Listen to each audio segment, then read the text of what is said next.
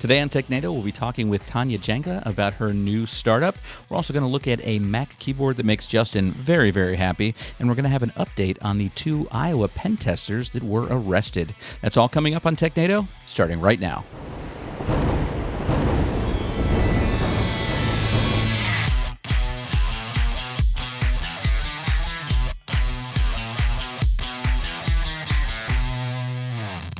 Hello and welcome to Technado. I'm your host, Peter Van Rysdam, joined as always by Don Bezette. Don, how are you? Hey, I am doing swell. Just excited for our interview today. Yeah, me too. And Justin Dennison, how are you? I am doing well as well. And also excited for the interview. Well, that makes 3 of us, because I am doing well and excited for our interview and excited for a little holiday this week. Yeah, it's coming up. Turkey and stuff for and napping. You know, we should do a whole podcast episode on just things that we're thankful for. No, we not, are not doing that. We are not doing that, Don. And happy Thanksgiving to everyone in the U.S. this week. But our guest today is Tanya Janca, who is Canadian. Oh. So do they celebrate? That will be the first question we ask. Do they celebrate displacing an indigenous people? Yeah. And celebrating it every year. Do they celebrate? And Columbus Day, what's your thoughts on that? Yeah. We'll get into all this. We'll get into some tech here shortly. We'll probably talk tech too, because she not only is a cloud evangelist at Microsoft, but she's also got a new thing going on that we're going to talk all about. So we will get to that in just a bit. But first, to the news. Our first story is from Engadget, and I have to scroll way down because I've got a huge Verizon ad taking up the whole page.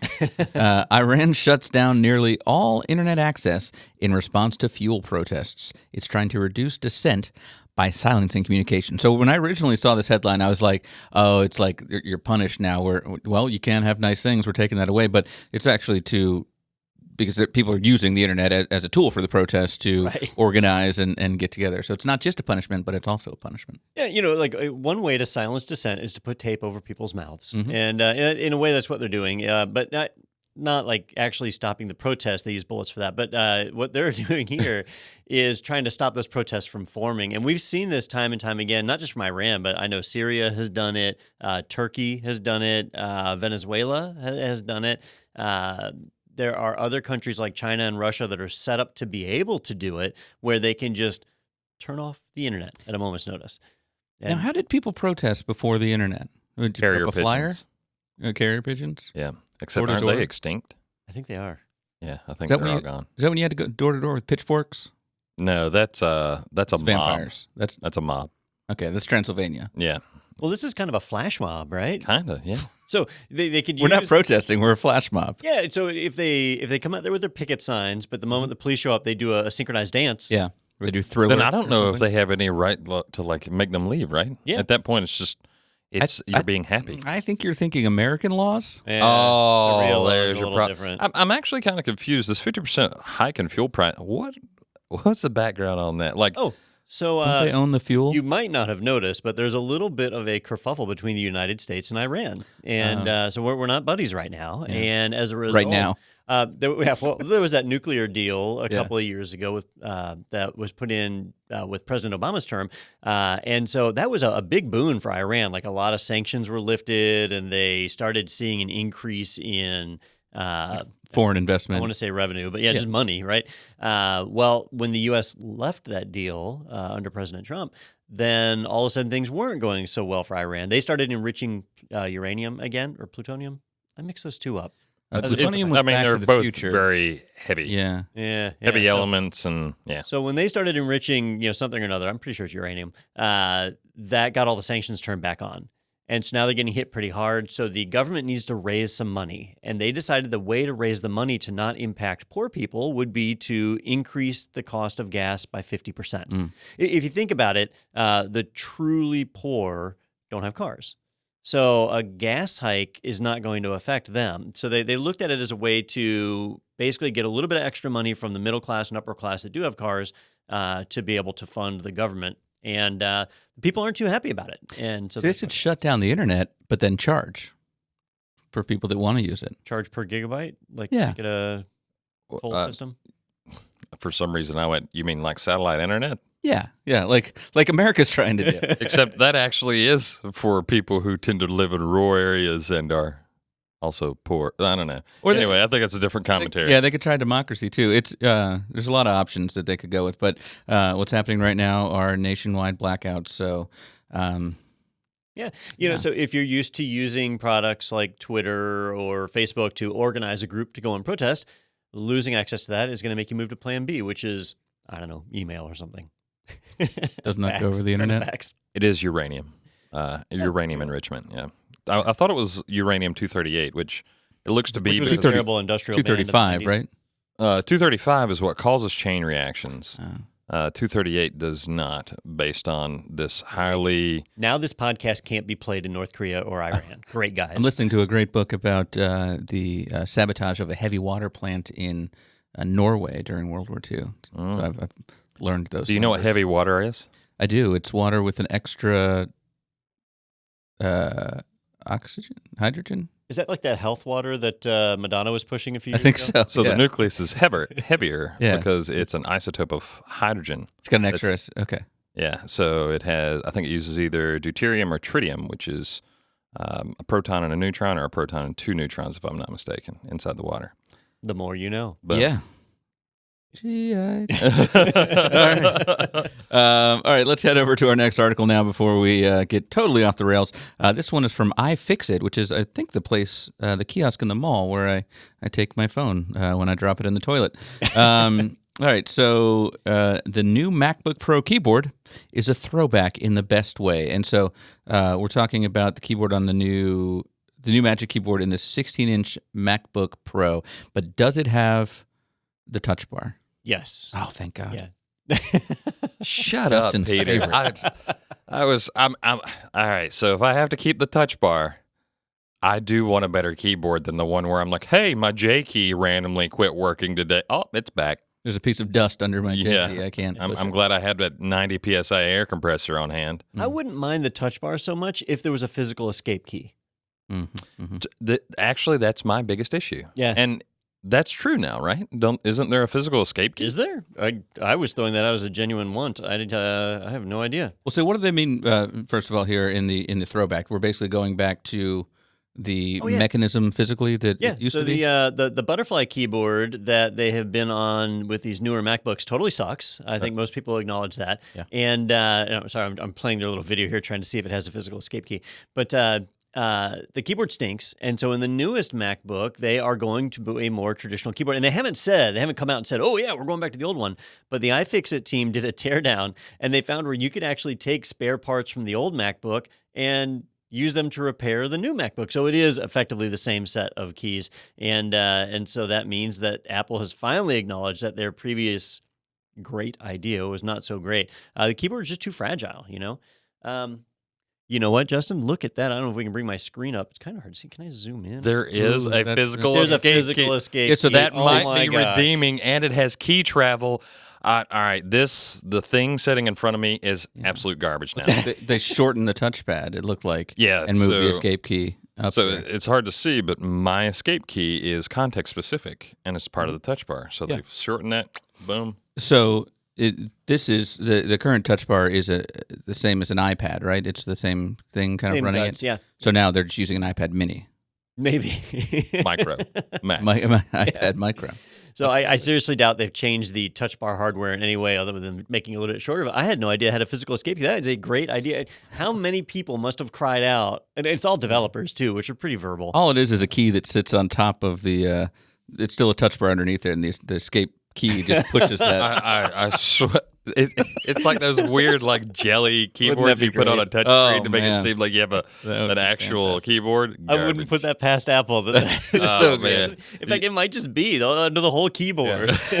And underneath it is the butterfly keyboard. It's just pushing that, and it's all Lightning ports now. It's all they've gotten rid Oh, of. no, actually, there's no ports. No ports at all. Yeah. No ports at all. Airtight. It's all psychokinesis. When the battery's done, you just throw it out. Yeah, it's disposable. That's it. Well, going into this article, I did not realize that they brought the escape key back. That makes me happy. But they are going back to the old keyboard. So if you have been protesting the current generation of keyboards on Mac, know that the tyranny is soon to end. I think in editing we should move that to the first article, then knowing Should be the now headliner. the headline. Yeah. Screw Iran. It's all about keyboards. What's that? Yeah. Freedom. Human suffering. Ah.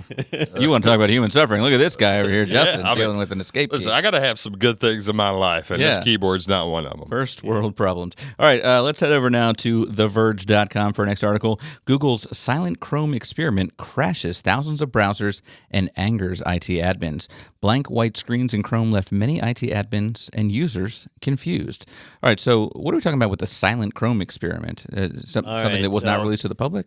Chrome OS is tightly controlled by Google. It is truly a closed source product, although you do have Chromium OS with the open source pieces. And basically, when you buy a Chromebook, you don't worry about the underlying OS. It just runs the Chrome browser, and that's all you see. So it silently takes updates all the time. And for a regular end user, we're just used to that experience. It's fairly normal. But in an enterprise where you might have thousands or tens of thousands of Chromebooks, you actually do have a little bit of control over those updates, or at least aware of something happening.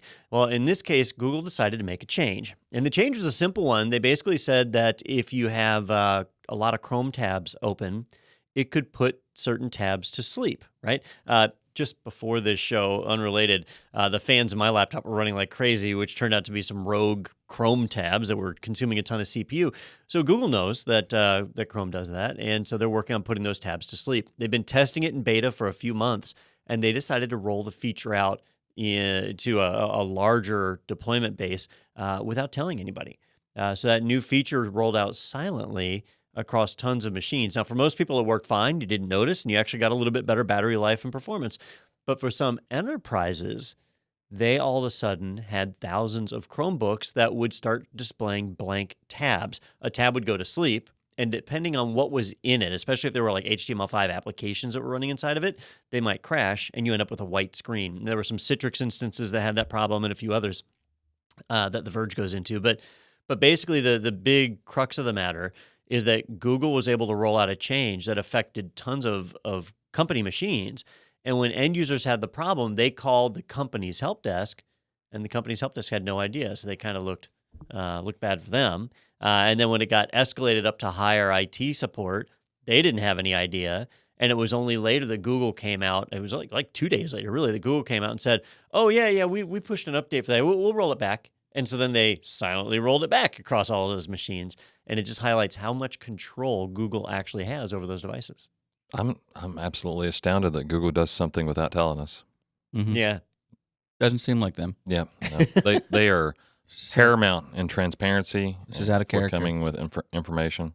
Well, I'm sure that person will be found and swiftly promoted. Within It the already company. happened. Yeah, so Yeah. Although, going back to our Iranian example, where the government shut off the internet for them, think about the things that could happen here in the U.S. that the tech companies do have control over all the devices we use. So, Microsoft can shut down your Windows machine. Google can shut down your Chrome and Android stuff. Apple can shut down your iPhone. We've kind of already given that control to these organizations. all right, this uplifting message was brought to you by IT Pro TV. Thank you very much, Don, for that. All right. Happy holidays again, everyone. Now let's head over to CNBC.com for our next article. Speaking of Google, Supreme Court will hear Google's appeal in massive copyright suit brought by Oracle. So this is something that's been working its way through the courts for a little bit, but now it's heading to the highest court in the land. Do either of you remember when this started? It's been a long time. I thought it was settled. 2010, it says 2010. Oracle sued Google in 2010, alleging the use of its code in Android violated copyright law. So most people should be familiar with this case. It's been going on for 9 years now. But basically, when Google launched Android, remember, Google didn't create Android. They acquired it. That was a separate company. They bought it. But basically, Android relies on Java for its apps. Most Android apps are just Java apps that are running on top of it. But they didn't want to pay licensing for Java Enterprise or whatever, which Oracle owned through their acquisition of Sun. So they created their own Java runtime environment called Dalvik, and they basically emulated the Java APIs that Oracle published so that applications could be written in Java and run on the Dalvik engine or Dalvik Virtual Machine. Dalvik Yeah. Virtual Machine. Yep. There we go. So it could run on top of that, and work, and they didn't have to pay licensing to Oracle. Oracle said, well, joke's on you. It doesn't matter whether you actually used our runtime or not. You're using our API, and that's our intellectual property. Google disagreed. They went to court. It has been ruled on more than once where one time a court and a jury will side with Google, and then they appeal, and then the court and jury will side with Oracle, and then they appeal, and then, so it's gone back and forth. And it's been this big unknown area that a lot of companies are really worried about because if an API is considered intellectual property, that opens up a whole new level of complexity for licensing technology. It makes it a nightmare. So now the Supreme Court has actually agreed to take up this case, and there is no appealing the Supreme Court. If a decision gets made here, that's a standing decision that can only be overturned by Congress at that point, which I guess I could put a negative spin on this because Google and Oracle have Congress in their pocket. Yeah. Oh, well, I was excited there for a minute, and then Don crushed all is in a goodness mood out of today. that. I know. But that sets precedents for all further cases and how Absolutely. they're looked upon, right? Yeah, so Microsoft, Facebook, all the other big tech companies really have their eyes on this case.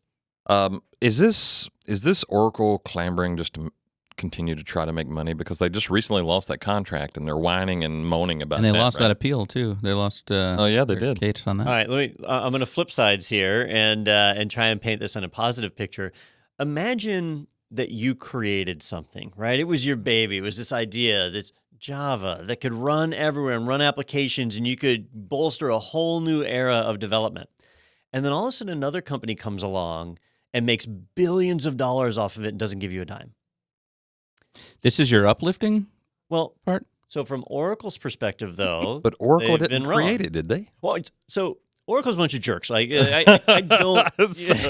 So I'm like, hold up, it was But- Sun, right? But I can see where they're coming from. So, well, even from that aspect, right? They bought Sun for what, like $7 billion? So Google could have bought Sun, but instead, Google chose to try and circumvent the system and not pay. So I can understand both sides of the argument. I get what you're saying, but I don't know. Like the fact that I had to uninstall Java because I had to agree to a $5 service charge from Oracle. And there's a security exploit every other day. Yeah, I'm like, I feel like you're just nickel and diming me now. So the latest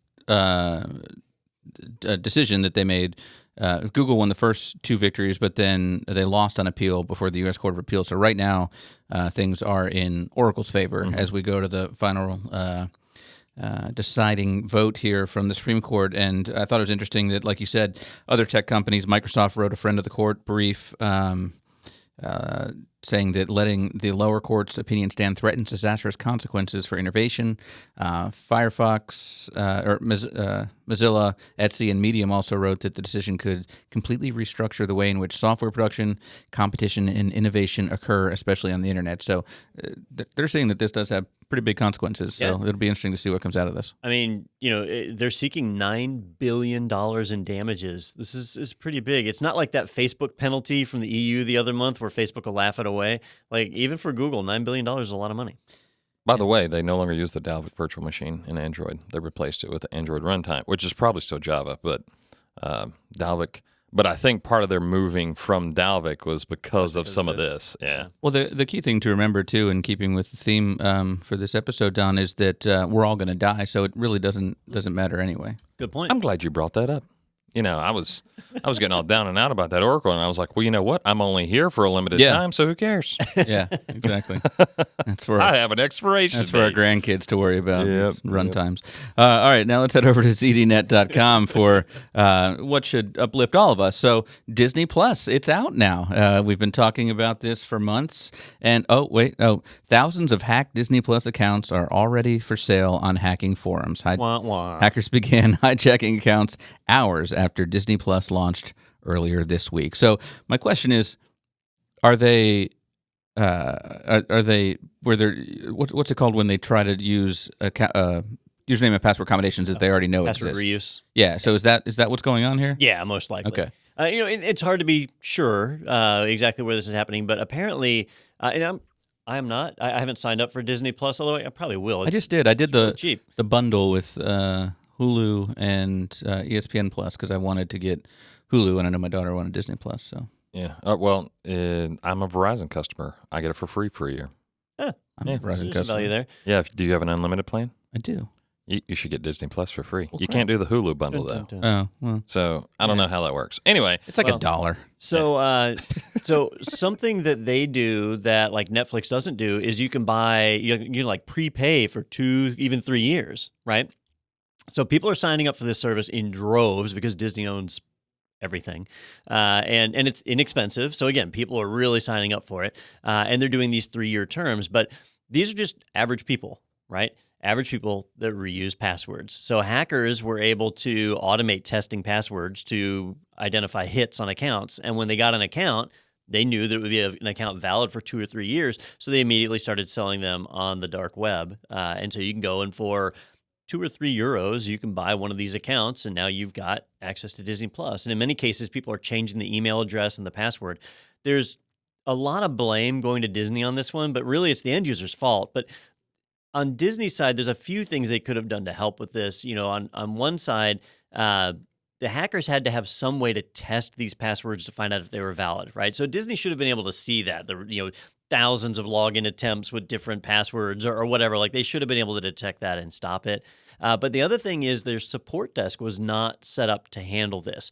If your account got hacked, the attacker already had your password. They would log in, they would change the email address, they would change the password.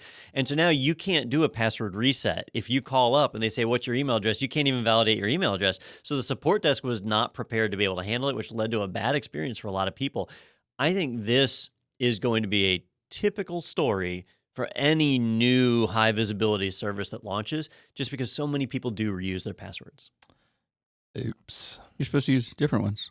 You're supposed to use different ones. Now, And I'm not saying spring 2019 and spring 2020 count as different ones, just so we're clear. Look, it's got to be something I can type in with my Samsung remote on the TV at home. I mean, but you could still use lowercase letters and just make it long. No, but I guess if I put all the special characters at the beginning and then all the, letters the after old, that. Keyboard, when you had the 9 phone buttons. When you had to text like that, yeah. T9 or something like that. It had a name. I can't I don't remember. remember, but It's got to be a password you can do on your Nokia. Yeah, you know, because texting candy like bar that, I mean, kids these days don't realize. I mean, LOL is written like that for a reason because it would take an hour to write laughing out loud. I tell you, I remember I would watch people who were really good at that, and it would astound me. They would type like novels. It was but like would stenographers in court. Yeah, but they would be like 7, 7, 7, 7, 7 to get an S, right? You had to hit 7 4 times to get an S, and I was like, That's dumb. I'll just write a note. Have you take ever a watched a picture court of it. stenographer? They're just like slapping away, and you're like, "There's no way that any of that." Oh, then they read it back, and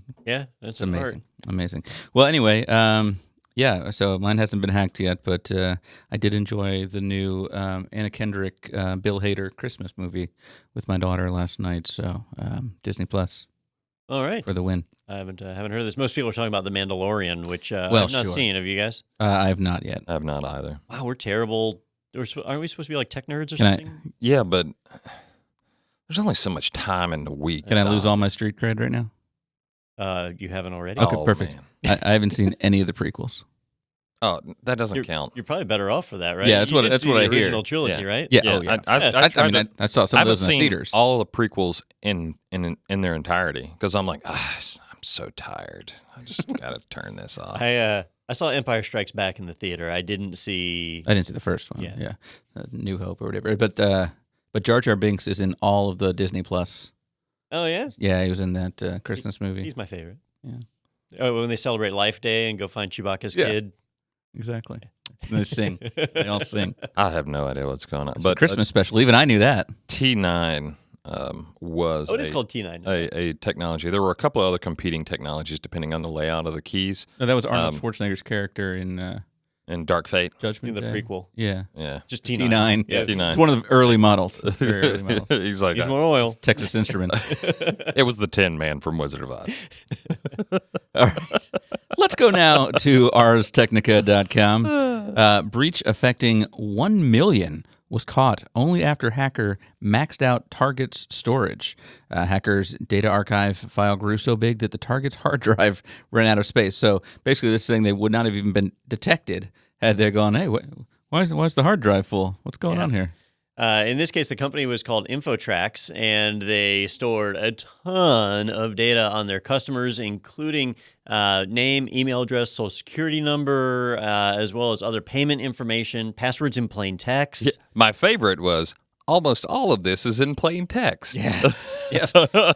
So an attacker breached the server back in March of 2017, and they proceeded to access the server multiple times over 21 months. For almost 2 years, the attacker was in the system and went undetected. In fact, it stayed undetected until one day they got an alert that the hard drive on the server was out of space. And when they went to look, they found out that it had been breached. And during that time, the attacker pulled everything, right? All the information on their customers. About 1 million consumers' data was compromised and leaked out. They still have no idea who the attacker was, but just tons of data on payment cards and so on. It's a pretty bad breach. So I'm confused, though. So they filled up the place they hacked. They filled up their hard drive.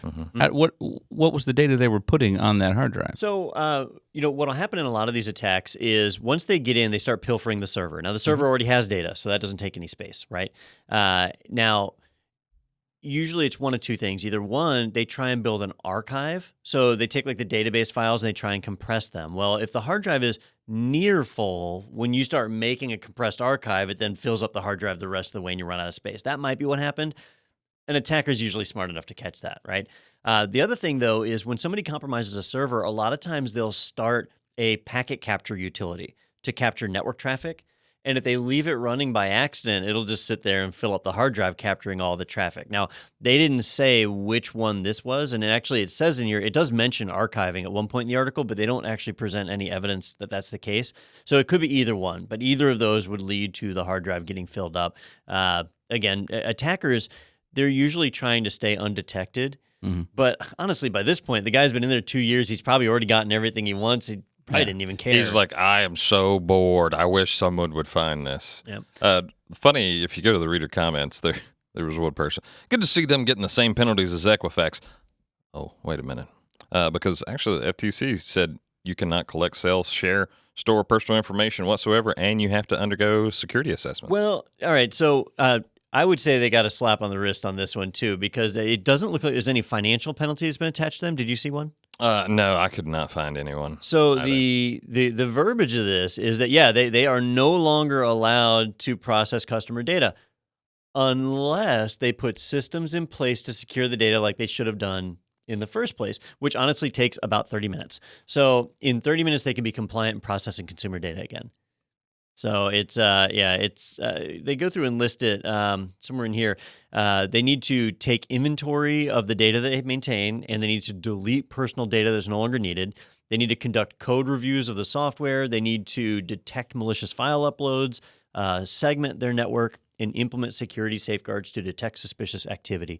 This is, all right, I say 30 minutes if they've got the staff. If they don't have the staff, they got to find people. So, say a week, right? This is just some guy in like a warehouse, Don. He's like, man, this is going to take me so long. So if that's the case, though, they can be back to processing this data again in short order, and it's really not that big of a deal. They do have to undergo a independent audit every 2 years, and I didn't see an end for that, but honestly, you should be doing audits like every 6 months. Every 2 years is really not a penalty in my opinion. Yeah, because guess what? This would have happened between those 2-year audits, even if they were doing that, right? That's true, yeah. Whoops. So it is a bit of a slap on the I was trying to figure out what they actually do. That's the hard part, because they're not one that they don't actually deal with the customer as far as I can tell. They're like a market information reseller or something like that for, I don't know. It's just probably already somewhat shady, like, hey, I can give you leads. Yeah. Here's this massive mailing list of 1 million users. They've all opted in. Sure. And here are their social security numbers. And by opted in, I mean, I found them on the dark web. Yeah. Yeah, it says on here MLM software. Multi-level marketing. That's what I'm taking away from that. All right. So do I have to buy a supplement from them? I think so, but you have to get 10 of your friends to also buy said supplement. So Tahitian nani juice. Hey, real quick. Yeah. How is multi-level marketing different than a pyramid scheme? I believe it's a synonym. So in my understanding is that in a pyramid scheme, there is at least the image that each level could potentially make money if there's another level beneath it. But in multi-level marketing, there's really just two levels: the level that makes money, and then everybody else. So The level that makes money is two people. As long as you get someone under you. but there's not really an opportunity for that in a lot of cases. Yeah, that's true. I don't know. It's all bad. I'm sure these folks are on their way to jail now, so we'll be reporting on that soon. Yeah, I know. And speaking of follow-ups and jail, let's head over. Well, we're still on Ars Technica, so let's stay at arstechnica.com and do a follow-up of a story we talked about a while back. How a turf war and a botched contract landed 2 pen testers in Iowa jail. Despite no evidence of criminal intent, coal fire employees face charges of criminal trespass. So we talked a while ago about a couple of pen testers, these guys here, that basically went into an Iowa courthouse.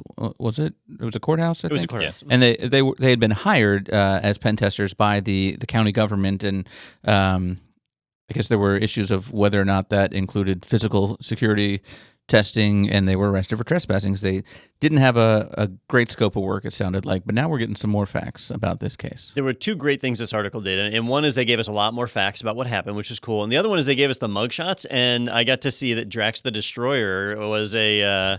he reminds me of Batista. He is. He does look like Dave Batista. So I'm sure he just walked up to the door and it fell open. But it's easy to assume when pen testers like this get arrested that they didn't have a good scope of work, that they didn't do their paperwork. They did actually do their paperwork, and Ars Technica posted some captures of that so we can see like the Coal Fire Labs social engineering authorization form that was discussed. The problem is there's actually 3 different authorization forms that are being used here, and they contradict each other a little bit. So the way the details play out is that when they were caught on the scene, the information was enough to convince the deputies that nothing was wrong, but when the sheriff showed up, he poked some holes in what was going on. And like one document said that pen testing had to occur between 6 a.m. and 6 p.m. This was the middle of the night, so it was outside of the testing hours. But another one of the documents says that pen testing could occur during the day or evening. So now there's a little bit of debate, right? What is evening, right? And if you talk to most pen testers out there, they'll tell you that your authorization form is not the place for ambiguity, right? And a term like evening, even a term like day, what does day mean? Right? Does it mean the sun is up, or does that mean a 24-hour period of time, right? You cannot have ambiguous data. So they're certainly guilty of having ambiguous data in their authorization form, but that's not a crime. In fact, U.S. politics encourages that. So now it's up to how they want to sift that out. But they did go to jail. They are still looking to press charges, although I'd be surprised if this really goes anywhere. But they are trying to move it to I think they're trying to move it to a misdemeanor type thing. But Coal Fire Labs. They also got in trouble for using a physical device to force entry. Yeah. But then, like the way it read, I would think force entry is like a crowbar, and I'm going to cause damage. But they were using like a modified cutting board to slip a lock or something, right? Yeah, this is a tough one. So as a normal person, when you hear force a door, I think like kicking it in the door, or, yeah. Which Or- it looks or like hitting that it with guy a did. shotgun round or something like that. Yeah, he looks like Batista, right? So he could just punch it, right? Does that make him Rocket? But if maybe, but if you go and like pull up a law book and look for the definition of breaking and entering, it's actually pretty loose. Like if the door is unlocked and you turn the handle and open it, and you're not authorized to be there, you're doing the entering part of breaking and entering. So the way laws read sometimes differs from what actually makes sense in real life land, and that's what lawyers love, and that's why lawyers are employed.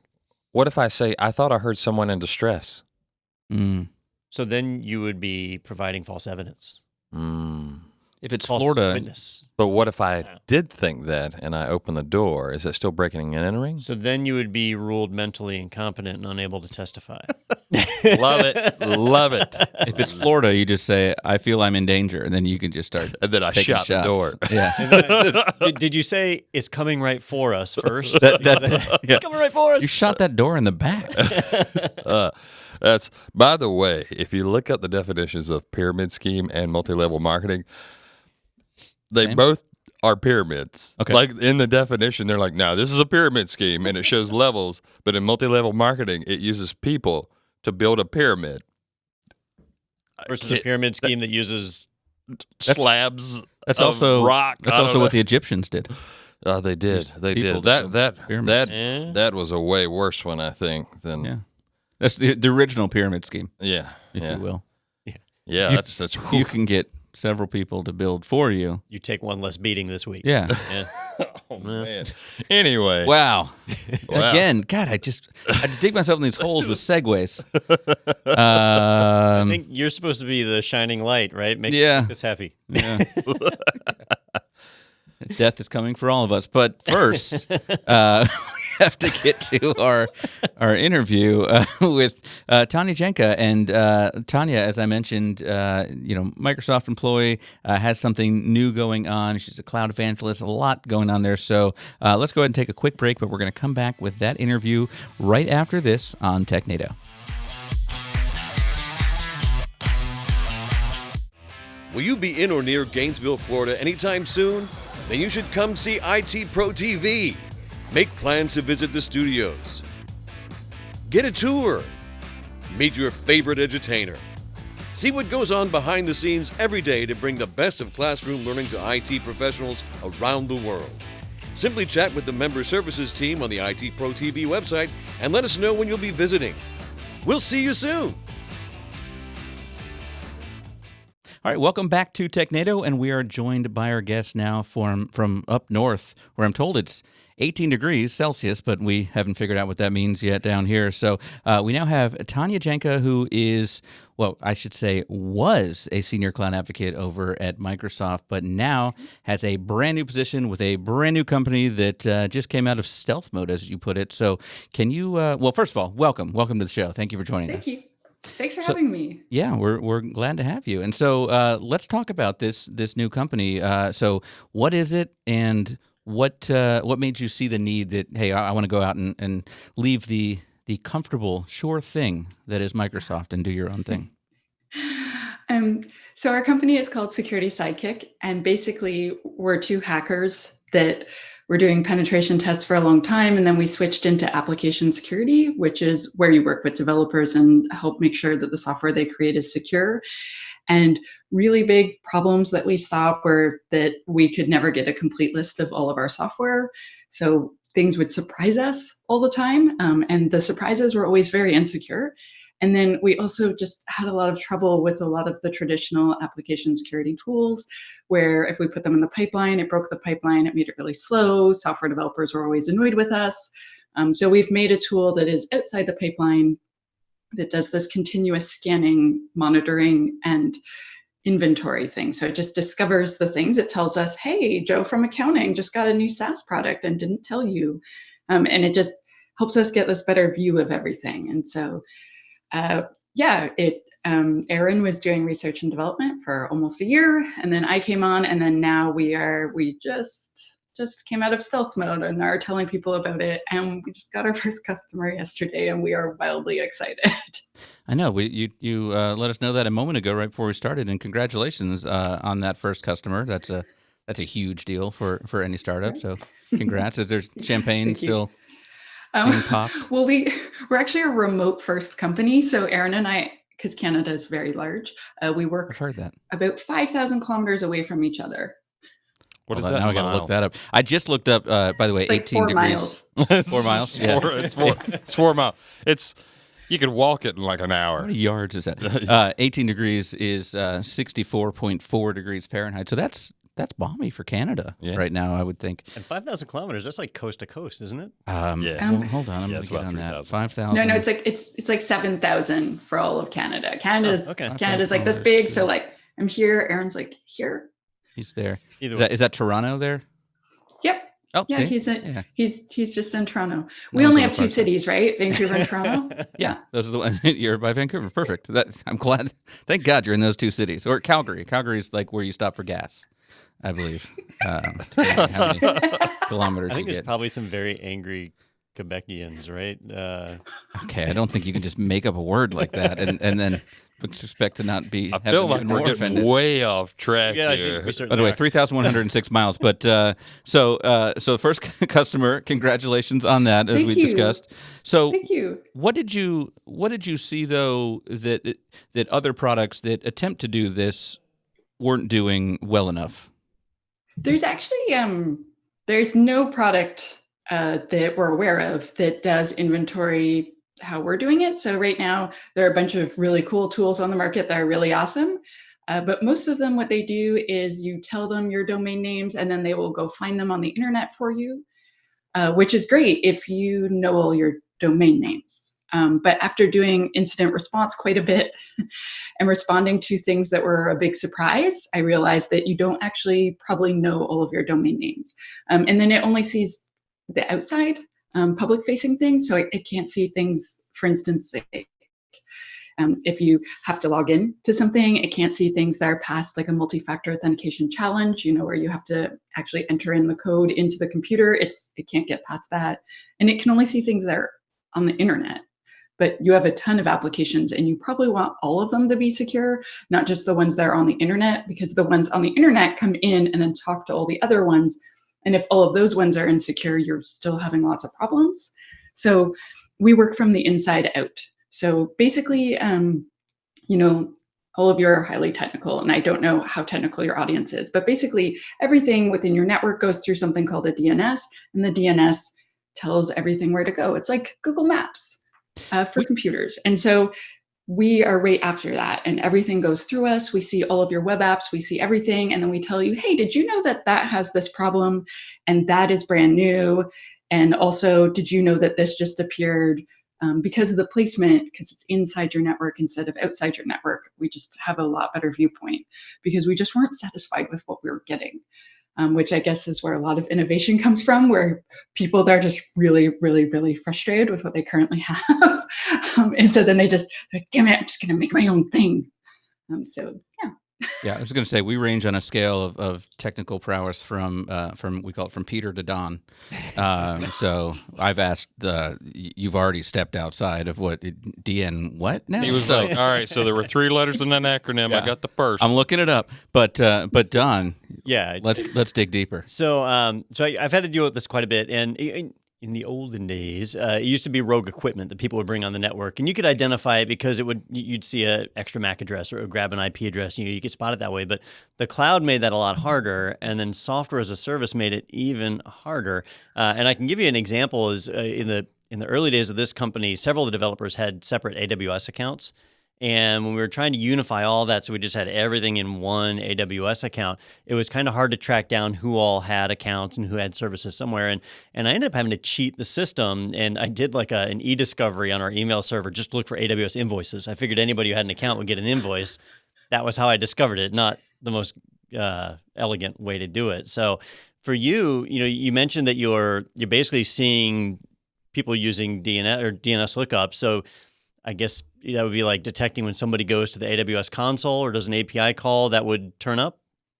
That would definitely turn up, but just you went to this URL address and we can tell it's inside your network because we're directing it and we didn't hop outside the network.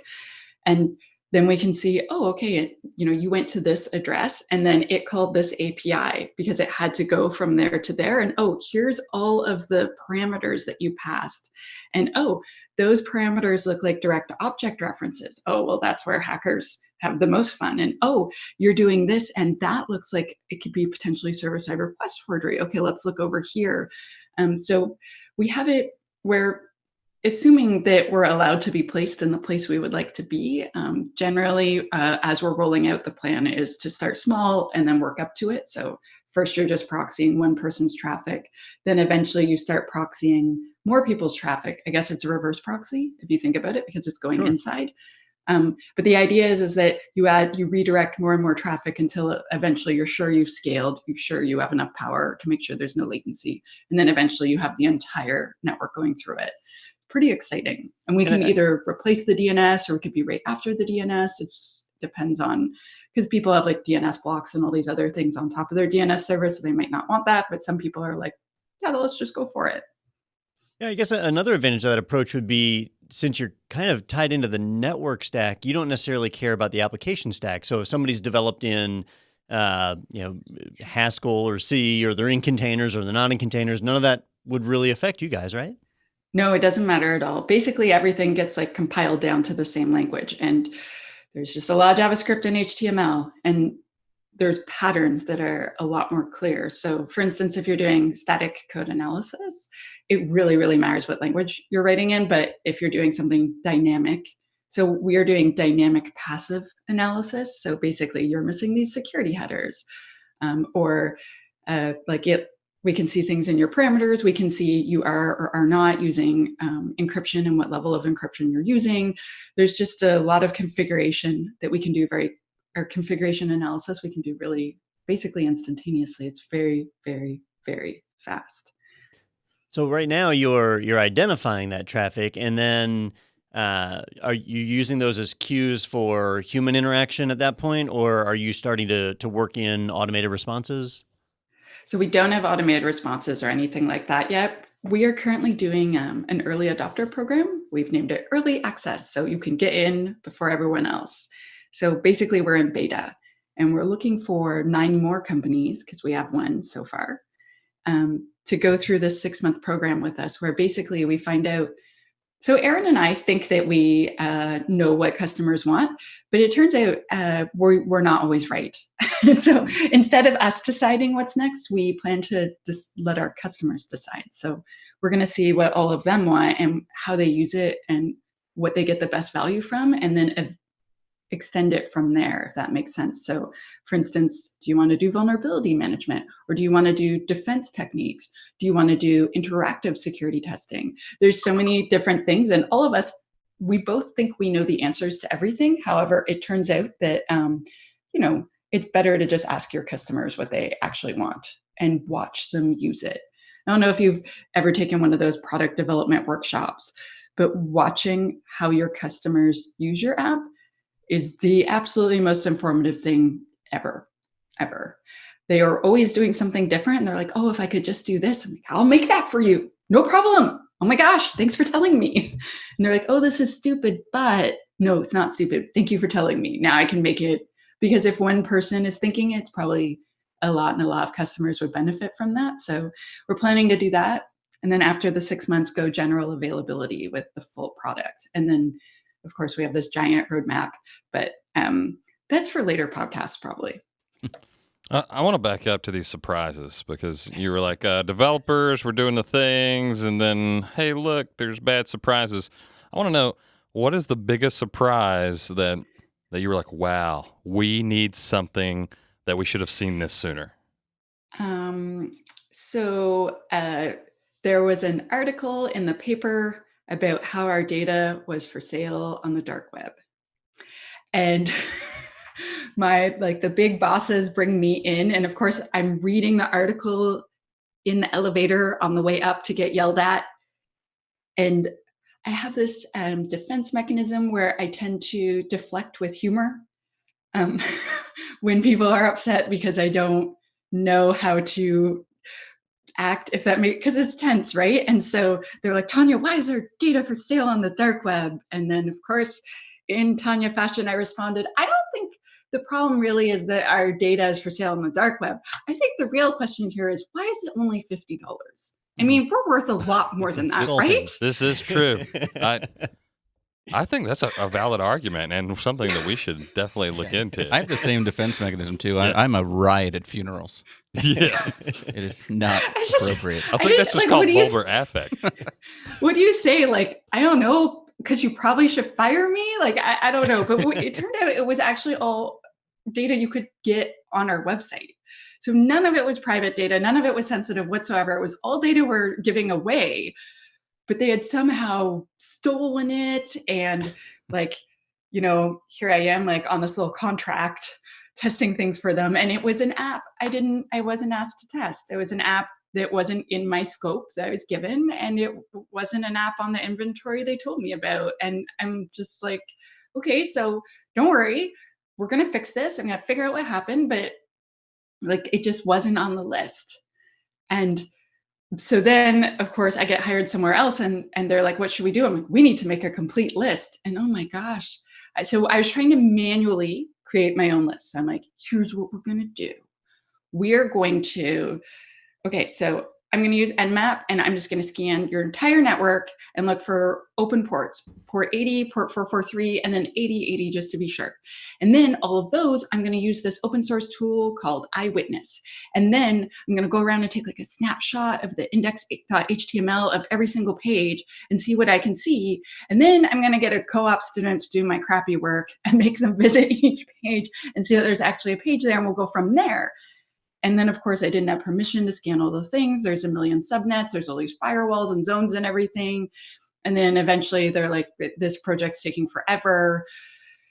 Yeah. And so then I was like, okay, I'll do this outside scan, and I'll just take your domain names. But then that app wasn't under that domain name, so I would never have found it. And the more we just kept seeing this problem, the more I realized that there had to be a way better solution than what we were doing. It just wasn't working. And not having a complete list is just such a disaster. So for instance, so I'm doing consulting on the side because Security Sidekick is poor right now, which is fine. It's totally fine. But so I'm doing like a bit of consulting on the side just so that we can make ends meet. And right now people are saying to us, okay, so we're doing, we are converting to DevSecOps. We're so excited. We're creating pipelines. We're super pumped. And so they're like, where do we start? I'm like, okay, you need a list of everything so that you know everything is going to go through a pipeline. So if only half of your stuff goes through a pipeline, it doesn't matter if you have 25 tools in these pipelines, if only half of them are going through it. So let's make a list. And again, every single place is like, we just don't know where to start with this list. Like,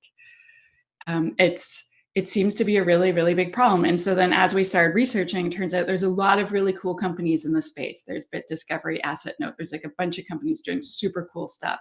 But it turns out there's a lot of more need than there is supply right now. And so, we're hoping to actually make a difference.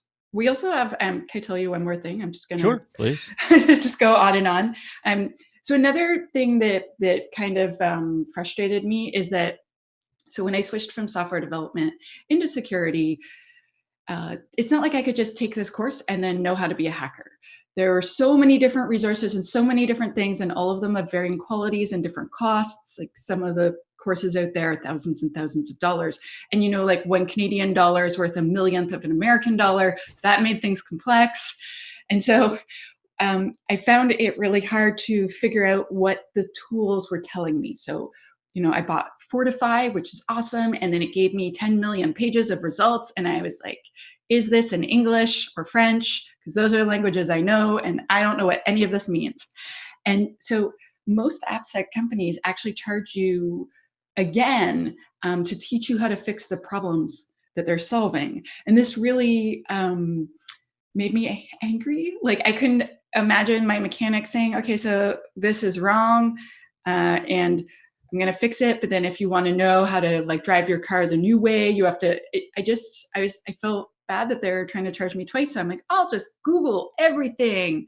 And again, you would search forever for an answer. So what we're doing is, so for every single thing that our tool finds wrong, I'm going to make a whole bunch of lessons on how to fix it. And then we're just going to give it away for free to everyone.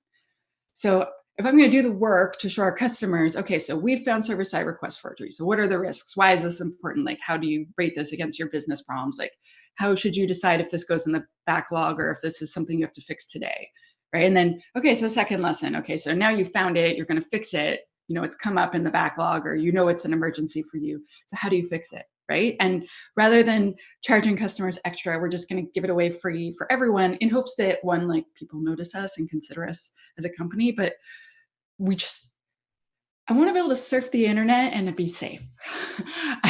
I'm frustrated of like listening to my favorite podcasts and then just hearing breach.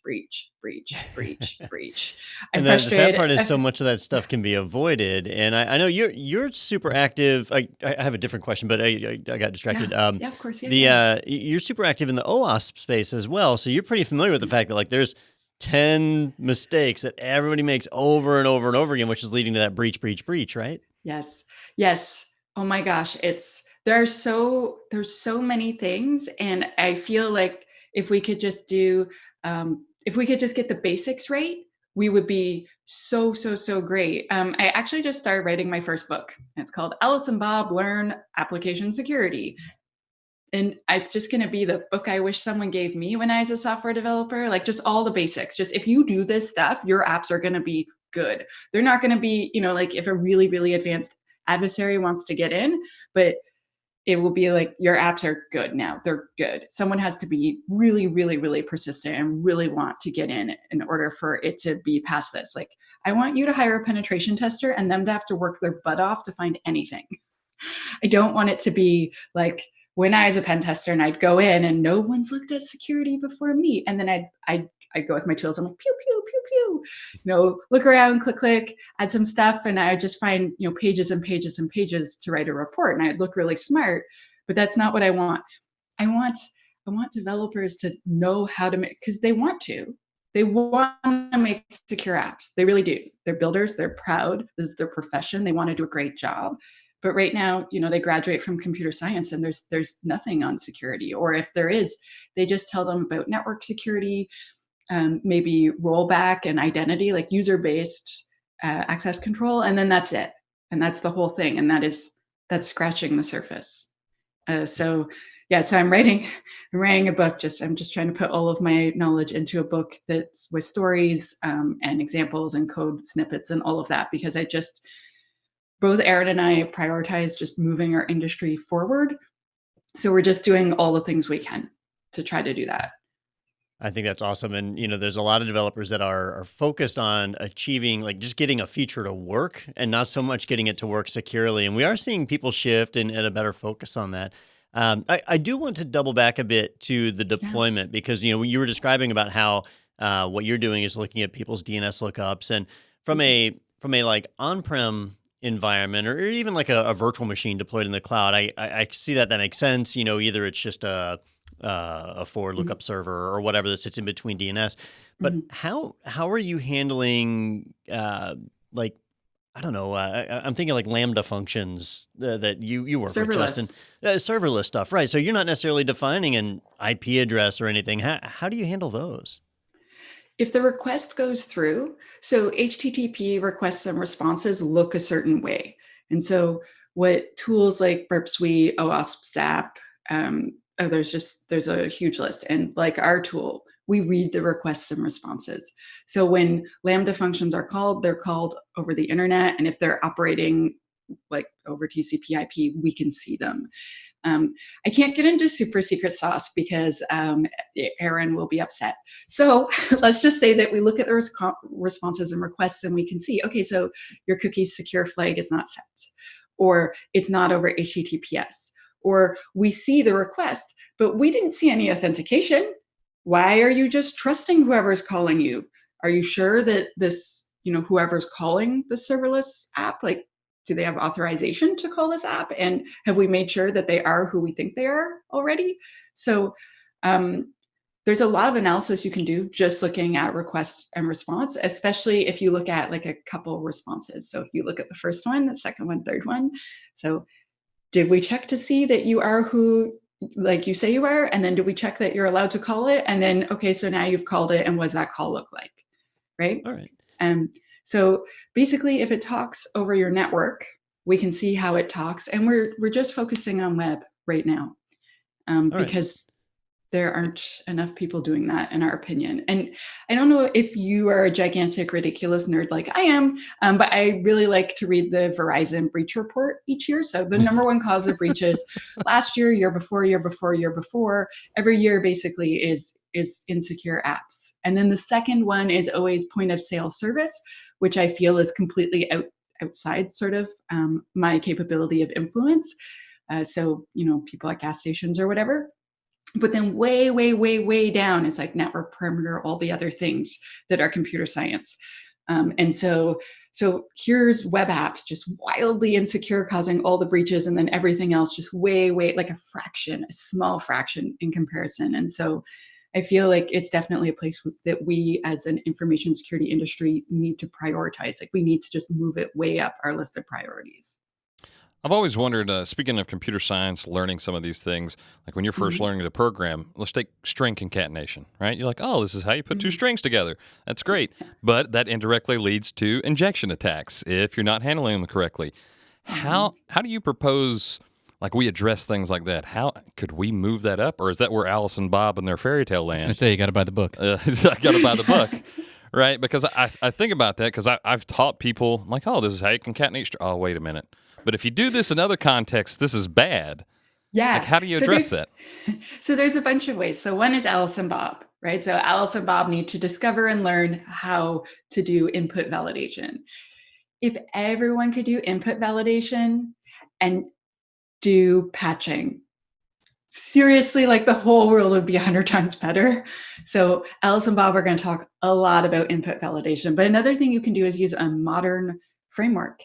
Right. So actually, I don't know if you were looking at my Twitter over the past 18 hours. But anyway, I've had this ongoing discussion with Barry Dorans, who is basically the security guy for .NET. And then a couple of my followers.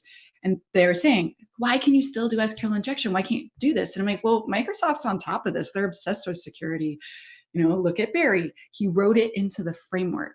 But the problem is that a lot of frameworks are open source. So .NET is owned by Microsoft, and Microsoft's obsessed with security. So they make sure that it's really hard to make mistakes in .NET. And if anything, the reason why some security things aren't on by default in .NET is because of backwards compatibility, people who are afraid of change, people who have so much technical debt, they literally can't sneeze in their office building because everything will shatter, right? And they still have to support all of their customers, not just the new bleeding edge customers who are totally on top of it. But you have all these open source frameworks, especially for JavaScript, and they are just on fire. They're giant dumpster fires of, we don't give a crap, look it, it's cool. Like now we can get the text to do wiggles, right? And they're not accountable to anyone. They're not accountable to shareholders. They're not accountable to a business unit that has to, like a business unit that created it that has to support it, right? And because of that, if you have an open source project, like I have an open source project, and we just don't get back to people sometimes, and we just don't necessarily update the things because no one's paying us and we're doing it for free and it's a hobby, right? And so, for instance, like Node.js, there's a core team that work on it, and all of them volunteer. And it is amazing that they do that, and that's awesome, but they're not necessarily all security experts, and they're not necessarily considering that their top priority. And that is a big problem. So a lot of people complain, well, .NET's owned by a company, and so therefore they're trying to make money. And it's like, well, making money pays Barry. And then Barry is obsessed with security and makes sure the security happens. So there's pros and cons to both, right? So I would really like it if there were guardrails. So each framework has guardrails. Security is on by default. You have to undo it yourself and accept the risk. And then also education. If we have those two, I think we would be in a much better place right from the beginning. But what most AppSec teams get paid for, like if you ever watch a talk by Netflix or Airbnb's AppSec teams, they'll talk about guardrails. So not a gate where you can't get done your work, but guardrails to try to keep you in the safe spot. So making your own frameworks, adding your own functions, or anything like writing your own libraries so that software developers can stay, like can draw in the lines, like color inside the lines, right? I don't know. Should I be offended by that? That seems like, I like coloring. No, yeah. I've seen where you go when you don't have guardrails. This is true. This is true. I mean, to put a fine, you brought up Node.js. Express is used. It's a server-side web framework for Node.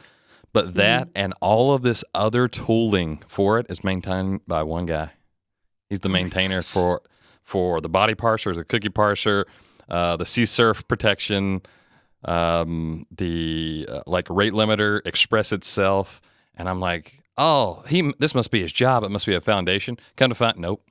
He just took it over from another guy that jetted and was like, it's important. We got to keep it up. And I was like, he is tired. Yeah. Yeah, exactly. And as I have also found with open source projects, lots and lots of people want to volunteer, but not all of them are reliable. So it's the same with employees, except you can fire them. and there's like a monetary motivator, but a lot of people volunteer to help and then they disappear 2 or 3 months later.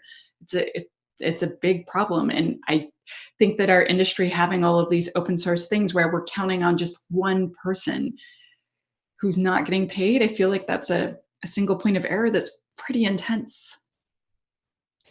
Yeah, especially in such a rapidly moving environment. Security, well, like you said, the breaches every single day and new and creative ways to get in there. It's a huge obstacle to battle against. I also think it's a bit unfair that we expect software developers to be ridiculous experts in security, but also be experts at front end and also be experts at database and also be experts I've at made that everything. argument against DevOps in general. Hold on. How are we supposed to be full stack then? I don't understand. Am I not supposed to be able to apply for jobs? If I'm not an expert at front end, back end, I don't know, Pre-sell, whatever, right? I can play Minesweeper. solitaire with my left foot while I'm programming, Yeah. then I can apply for jobs. Yeah, exactly. What happens is you have people saying that they're a security expert, but maybe they're not. Why are you applying for jobs? Just Peter, what are you talking about? I'm not applying for Stir in jobs. the pot. I'm just saying, like, you look at job postings and they're like, listen, if you don't know at least Why are 16 you looking at programming job languages, the OWASP top 10, and have 14 certifications, Yeah. then you cannot get this $35,000 a year job. When I was writing my resume the other day, I was running into the same stuff where I was like, how do I put all this? Yeah. Like I could color inside the lines. Black is nice. Green is also nice. Yeah. Purple is my favorite. Stay in your lane. Yeah. just All write right. 10x developer, and then you should just be fine. You're right. You're right. I should get a tattoo on my face. That's always a great thing when you're looking for jobs. Yeah. If it says 10x developer, I'm fine. Oh, yeah. Hey, so you said you've got one person that signed up so far, and you've got 9 slots left for this early adopter period. So how do we go about doing that if we've heard this and are interested in doing it?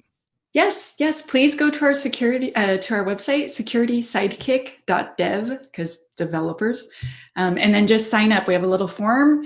You rate us, we'll send you all the information and find out like if you are still interested. Then we set up a call, and then we do a non-disclosure agreement, and then we roll out. And we can come on site and roll it out for you, or more likely, you probably just want us coaching you over the phone and making sure that you're doing it right and checking it with you. Just go to securitysidekick.dev and fill out the little form. You can also follow us on Twitter at SecSidekick, because Security Sidekick is just one letter too long for Twitter. Really? And we also have a YouTube channel. So if you just look us up, it's way too long to try to explain what our URL is. And we have a blog on our site, again, like securitysidekick.dev/blog. And we're just releasing content all the time, and we'd love to hear from you. So if people have questions, or if they have ideas of content that they'd like us to cover, we're planning to start doing a once a month Ask Us Anything AppSec. So people, for an hour, we're just going to stream and let people just ask Aaron and I questions, and we're just going to try to help people. And that'll help us decide what to do with our product. So we feel it's win-win. So we're pretty excited, and we'd love to hear from anyone about anything. And I'm not sure if this is the right verb, but I understand you're twitching now as well. Yeah, we have a Twitch account, so we're streaming live from Twitch. And so on the internet, I'm Tanya Janca, or She Hacks Purple. It's sort of like my online name. So I stream all the time, just about random things. Like, I don't know, I do a lot of things with women of security, WOSEC, as it's called. And so I was just working with a bunch of women and like coaching them to be better public speakers. So the other day I just did this live stream and just answered questions and tried to help people, like, how do you answer question period? Like if someone's being aggressive and they're being rude or this or that. So I stream on like lots of topics, not just security. But Security Sidekick is going to be very professional and just talk about application security. I will never be a goofball. Yeah, I believe it. Yeah, unless things get awkward, and then that's your defense mechanism, and here we go again. No, it's true. So basically, So if you want to come back on, maybe when you're on the book tour, would that work? Can we get you back on there then? My gosh, yes, that would be amazing. That would be so amazing. Yeah, I really want to help as many people as possible, and yeah, definitely. That would be so great. Well, Tanya, thank you so much for taking the time to join us today. Thank you for having me. It's been awesome. All right, and thank you everybody for watching. But stay tuned. We got a little more Technado coming up right after this.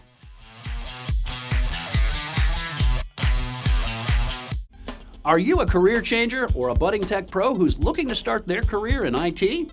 I'm Wes Bryan, and along with my fellow IT Pro TV edutainer Cherokee Boos, we've just shot a new show just for you. Each week, we'll dive into topics to help you launch your career in tech. Watch how to get started in IT on YouTube now. Just head to youtube.com/IT Pro TV to watch, and look for new episodes every Saturday at 9 a.m. U.S. Eastern Time. All right, welcome back to Technado, and thank you so much to Tanya for joining us there. I know we had a lot of fun and good times. I mean, I spend most of the time just converting imperial things, or metric to imperial. Yeah. Yeah, metric to imperial, or SI. Right? Is that the Yeah, like technical wrong thing? to right, whatever you call it. No, no, I won't give you that one, Peter. I'm pretty sure we're doing it wrong here, but that's all right.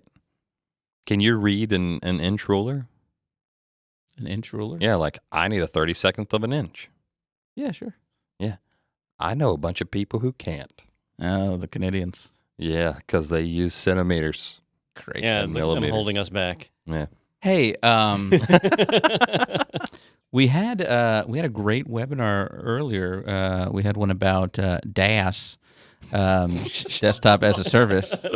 Man, it was dashy. It was The most southern of technologies. Dash-tastic.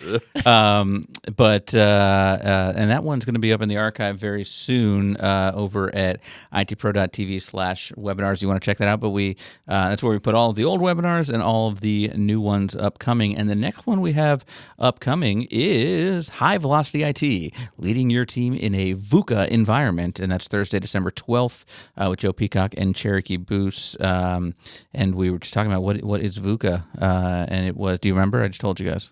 You're looking at my screen. The so A you're was ambiguity. Yeah, volatility, Exactly. uncertainty, complexity, and ambiguity. okay. Ding, ding, ding. Way to look at my screen there.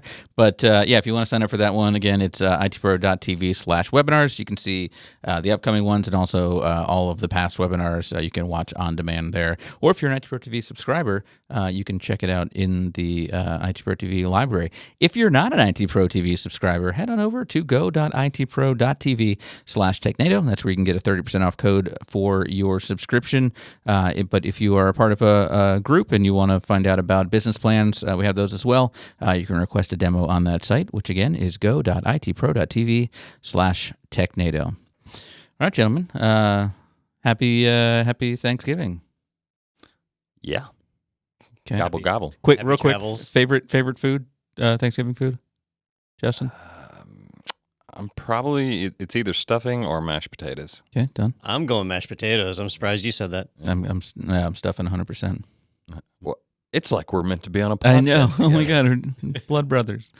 All right. We're the three best. Starch Brothers. What- Yeah, and since it's a short week here in the States, we're gonna have a fun podcast next week with a little bit of a twist on the news. So because we don't have a lot of time in the office, and we're not gonna take time out of our eating or our shopping to film that. So Or our fist fights that Yes, with our revolve family, around either family or shopping. Or the front door of Walmart. yeah, exactly. Yeah.